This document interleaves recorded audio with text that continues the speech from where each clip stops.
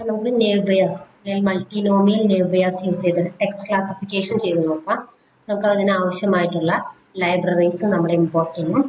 അപ്പം അതിൽ sklearn എന്ന ലൈബ്രറിയിൽ ഫീച്ചർ എക്സ്ട്രാക്ഷൻ ഡോട്ട് ടെക്സ്റ്റ് എന്നൊരു മൊഡ്യൂൾ ഉണ്ട്. ഈ ഒരു മൊഡ്യൂളിൽ നിന്ന് നമ്മൾ കൗണ്ട് വെക്ടറൈസർ എന്ന ഫംഗ്ഷൻ ഇമ്പോർട്ട് ചെയ്യണം. ഓക്കെ,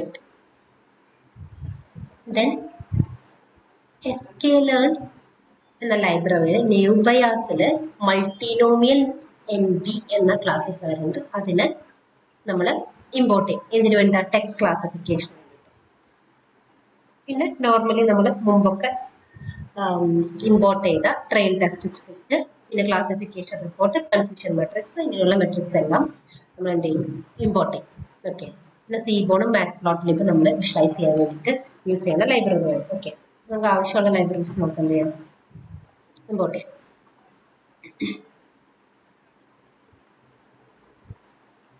ഇപ്പോൾ റൺ ആയിട്ടുണ്ട്.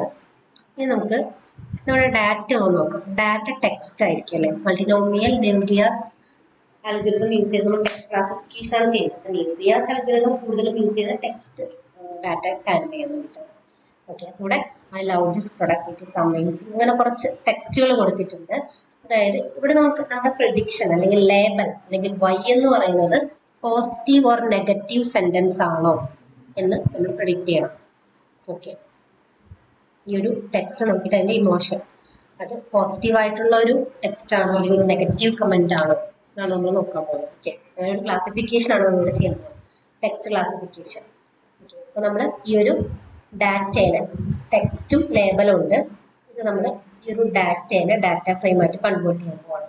pd.data frame ഓഫ് ഡാറ്റ എന്ന് പറയുമ്പോൾ ഈ ഒരു ടെക്സ്റ്റ് ഫുള്ള് നമ്മൾ ഡാറ്റ ഫ്രെയിമായിട്ട് കൺവേർട്ട് ചെയ്തു. അപ്പൊ ഈ ഡാറ്റയിൽ നമ്മൾ ഇതാണ് ഒരു 2 കീ വാല്യൂ പെയർ ആയിട്ട് കൊടുത്തിരിക്കുന്നത്. ഡിക്ഷണറി ആയിട്ടാണ് ഇവിടെ ഡാറ്റ പാസ് ചെയ്തിരിക്കുന്നത്. അപ്പൊ നമുക്ക് ഡാറ്റ പല ഫോമിൽ പാസ് ചെയ്യും അല്ലേ? നമ്മൾ പല അൽഗോരിതം ചെയ്തപ്പോൾ അത് കണ്ടു. ഓക്കെ, അപ്പൊ ഇവിടെ നമ്മൾ ഡാറ്റ പാസ് ചെയ്തിരിക്കുന്നത് ഡിക്ഷണറി ആയിട്ടാണ്.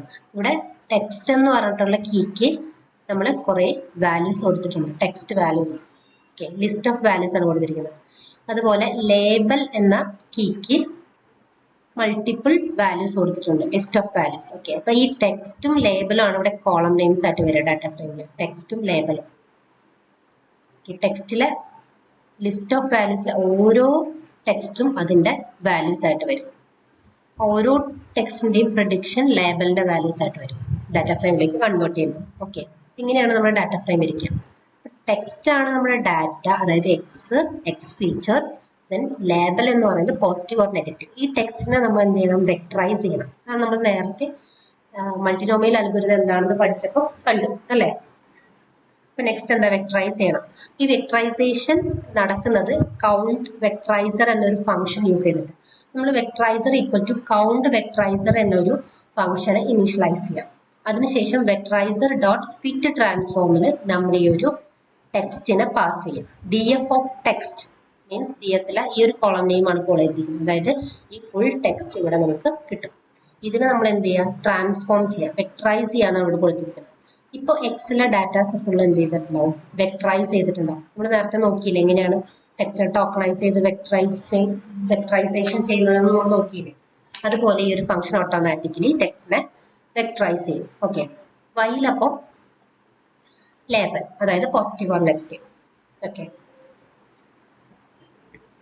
ഇനി നമുക്ക് ഒരു വൊക്കാബുലറി ക്രിയേറ്റ് ആയിട്ടുണ്ടായിരിക്കും. അപ്പോൾ നമ്മുടെ ഈ ഒരു വൊക്കാബുലറി എന്ന് പറയുന്നത് നമ്മുടെ ഫീച്ചർ നെയിംസ്, യുണീക്ക് നെയിം അല്ലേ?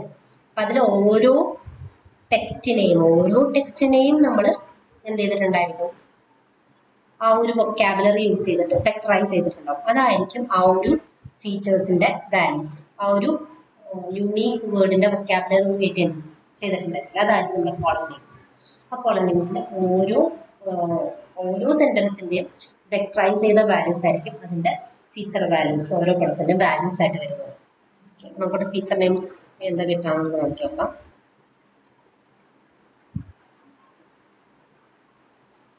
ഡാറ്റ വന്നു.